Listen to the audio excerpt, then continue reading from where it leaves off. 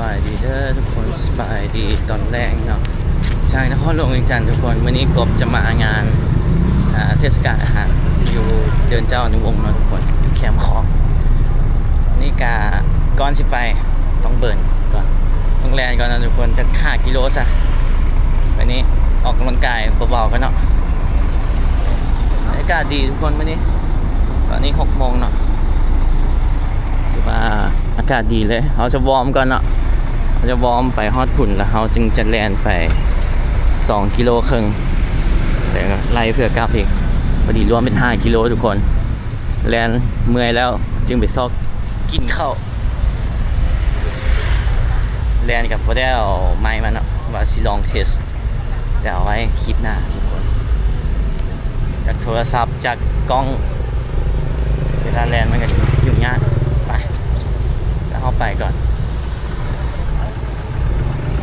อากาศดีแต่ว่ารถติดเนาะ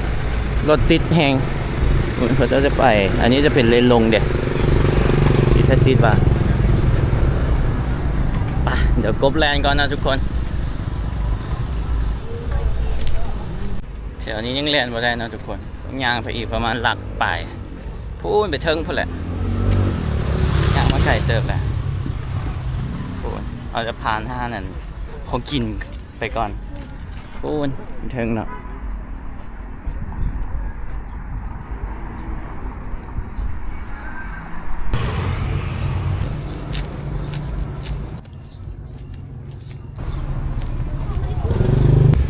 แลนไปเรียบร้อยทุกคนใช้เวลาไป3.2 นาทีเนาะ5 กิโลเมตรโอ้ถือว่าไวขึ้นแต่ก่อน5 กิโลเป็นชั่วโมง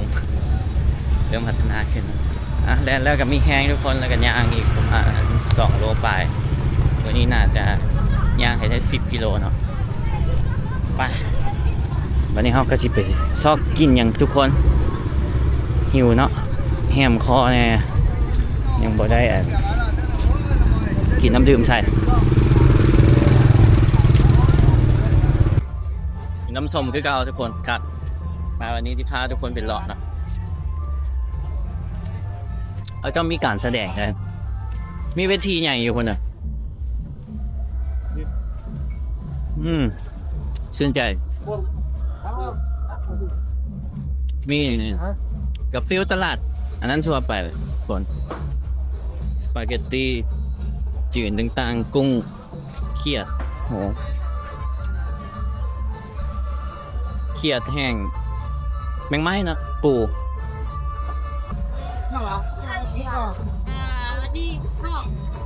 นี่เก่งน้อยมีออกมาไม่ได้เสีย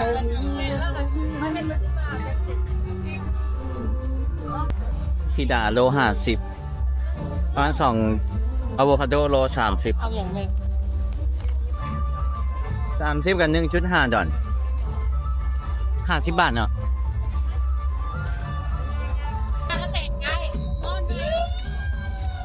พิซซ่ากับมีเนาะถาดละ100,000 กีบทุกคน5 ดอล100 กว่าบาทเนาะ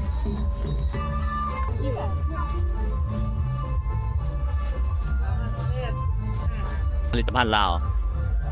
นี่เป็นพวกเนี่ยพวกเหล้าโอ้บ่อีหลีบ่เห็นสไลด์พวกกันเครื่องใช้ของน้ำไม่อย่างน้ำยาซักผ้าของลาวทุกคนโอ้55,000กับประมาณ2 ดอลกว่าเกือบ100 บาทเกลือลาวนะ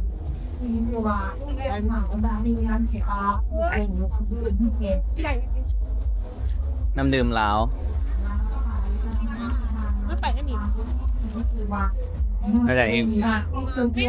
กาแฟนะเนี่ยกาแฟดาวลาวกับพวกชิปพวกกันผักไม้แห้งอบแห้งก็ปวดข้าเองหลังมองลูกประมาณจะเนี่ย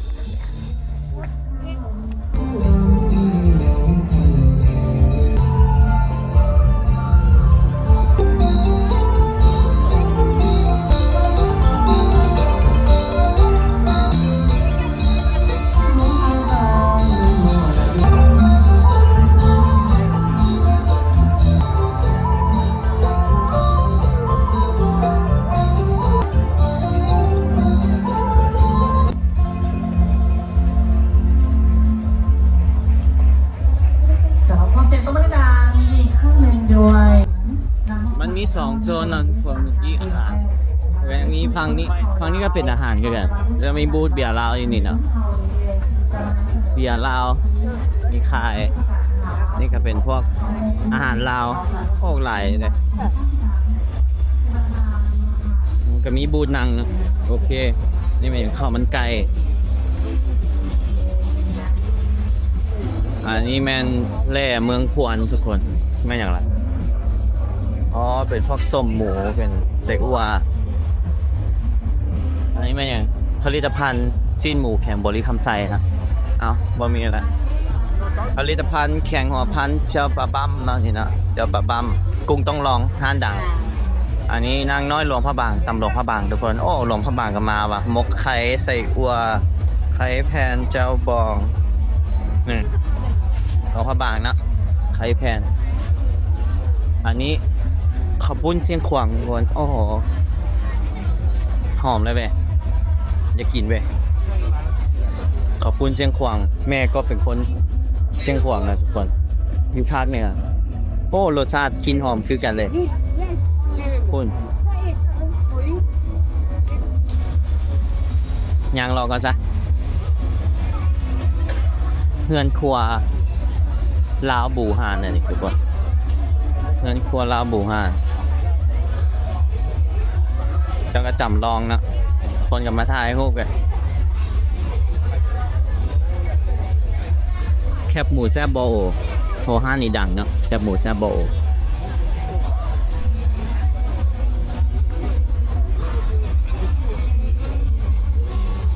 เบิ่ง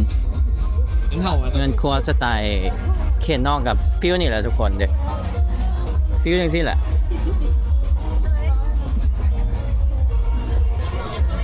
อาหารเอกลักษณ์แข่งอุดมใจนี่มีแต่อาหารลาวทุกคนอันนี้ปิ้งไก่นะจากมาจะใส่อันนี้บอกเนาะแม่มันคำเจ้าบ่องแข่งขึ้นขวางอันนี้นำสลีบ้านเกินกระแลมตัดโอ้โหอะไรเยอะขนมโอโลหัวใหญ่เลยว่ะพวกใหญ่ๆเลยเบิ่งมือหน่วยพวกใหญ่หานปิ้งข้าวหานปิ้งข้าว บ่มีสื่อเนาะนี่ไหมเนี่ยใส่กรอกเบาแจ้งสีหอมทุกคนสีหอมก็มาขายเนาะเจ้าแคบหมูแซ่บมาดามโอ้มาดามเด็กกระแลมตุกูดกระแลมตุกูดทุกคนคือสีแซ่บดีแดนไปก่อนใช่อันนี้เป็นยังไงซาบูโร่ข้าวซอยแซ่บหลวงพระบางทุกคนข้าวซอยแซ่บหลวงพระบางโอ้ออลามกับมินเนี่ยออลามแหนมข้าวขอบปุ้นกะทิมีกะทิขอบปุ้นปนป่าเฮ้ยขอบปุ้นน้ำปนเห็นลายไปมีผลิตภัณฑ์ทุกคนมีสินเนาะตั้งหัตถกรรมผ้าไหมนี่นาจิริอ๋อนี่สมหมูอาหารหลวงพระบางอาหารปิ้งผ้าไหมหลวงพระบางโอ้อันนี้จะเป็นโซนผ้าไหมทุกคนอันนี้ผ้าไหมมอนเนาะโอ้เด็กโอ้อันนี้มันจะมีตอนทำกีดกบยางมาฟังนะเห็นมันมีของกินนะทุกคนแล้วเข้ามาเริ่มยางมาก็เป็นพวกเสื้อผ้าไอเดียหัตถกรรมแข่งหลวงพระบางโอ้ม้าลายแข่งเลยเนี่ยอันนี้พวกเป็นคันเอาไว้ใส่บาตรเนาะชุดนอนอันนี้เป็นพวกกระเป๋าแฮนด์เมด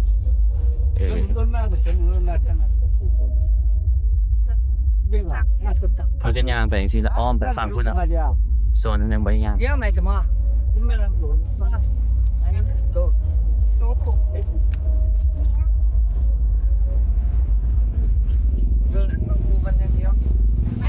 ก็ออกมาฟังนี่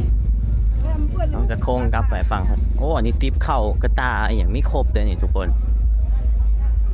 อันนี้มาจะเสร็จนี่หัตถกรรมไม่ปองเมืองสังทองทุกคนโอ้อยู่สังทองโบไก่เนาะขี่รถไป1 ชั่วโมงจากเวียงติปเข้ามีเอียงโอ้หลายเลยแอนนี่มานี่ถึกใจแล้วแน่หลายเลยนี่เป็นพวกเครื่องลาวสุดลาวส่ง ล่างว่ามีสัตว์ เครื่องประดับก็มีเนาะ กระเทิง โอ้สิน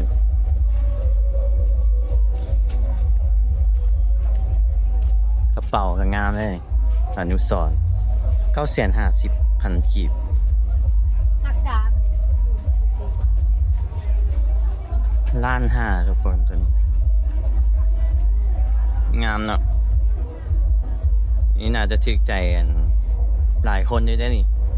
แบ่งเลย1,500,000นี่ทุกคน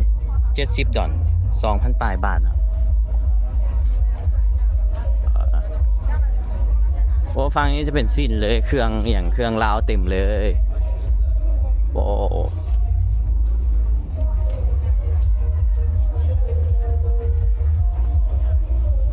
ผลิตภัณฑ์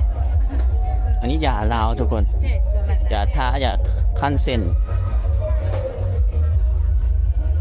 โอ้พวกนี้อ๋อขันแบบใหญ่ก็กว่าจะยางแบบพันๆไปนะทุกคนจะบอกได้เก็บดีเทลให้ทุกคนเบิ่งว่าอันนี้แม่นอันนั้นอันนี้มันก็จะยางพาทุกคนเลาะไปเนาะยาพื้นเมืองภูเขาควายทุกคนเพราะอันนี้แข่งบริคำไซยาสมุนไพรพื้นเมืองภูเขาควายทุกคนอันนี้ชื่อได้ว่าเคยไปบูธอยู่นั่นนะประตูไซแม่นแหละนี่ปิ้งมะเขือโอ้มีหลายเว้ยเบลจ้าจะกินอย่างเนาะแลมตัดฝั่งนี้ก็จะเป็นโซนเด็กลินทุกคนบิงไข่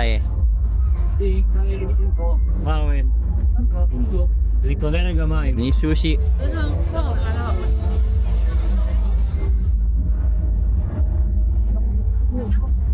ไม่ก็มีครบเนาะ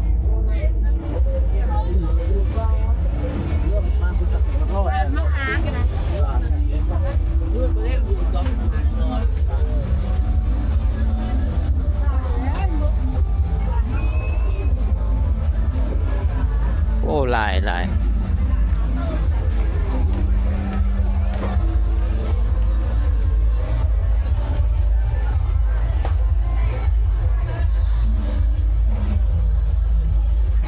อ๋อฟังนี้นี่เมิร์ดซัมนี่ทุกคนโซนนี่อาหารจะบ่หลายซ้ำพุ่นอ่ะอยู่พุ่นจะหลายก่อนเดี๋ยวควบสิไปซอกกินอยู่พุ่นอ่ะกินอันนี้นะทุกคนอยากกินปิ้งหอยปิ้ง10,000 แถม1เข้าใจนะ 5 แถม 1ว่ะ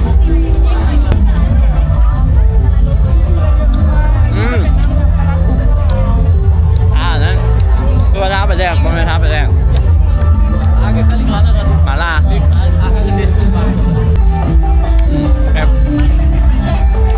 เห็นขนมอันนี้ทุกคนมันเป็นแต่แซ่บแหละขนมมันน่าจะแบบขนมที่ว่ากบมักนะมันจื้อซื่อมันเนาะขนมมันเขาเรียกกะละวัดแค่แบบประมาณนี้แหละตัวเรียนเมื่อไป100,000เลยเนาะทุกคนเนาะกินอย่างเนาะเดี๋ยวเมื่อกี้ยางไปพุ่นแบบนี้ที่ยางอ้อมมานี่แล้วก็ที่ออกมองทางนั้นแล้วลงไปเอารถเลยเนาะพอมีหลายเลยสปาเกตตี้ข้าวผัดงั้นทุกคน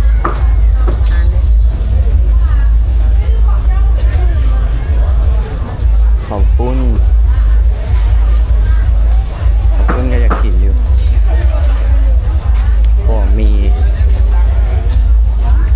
หลายอาหารทะเลก็มีปูดองโอ้ยังมาแต่ไทยทุกคน 400,000 ปลายเนาะโอ้แพงเลยซื้อขนมปังไงซะกินหอยไป6 ไม้นะทุกคนย่างไปย่างมาแน่น ได้ขนมมาเนาะขนมมา2 อย่างก็ไปกินข้าวบ้านเนาะกินอาหาร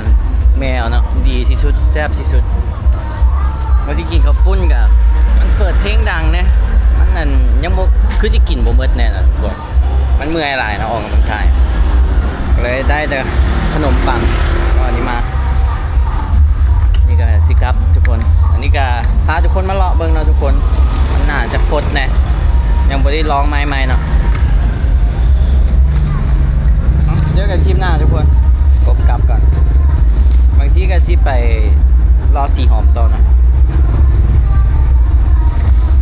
ช่วงนี้ลดหุ่นเด้ต้องกินแต่แนวเฮลตี้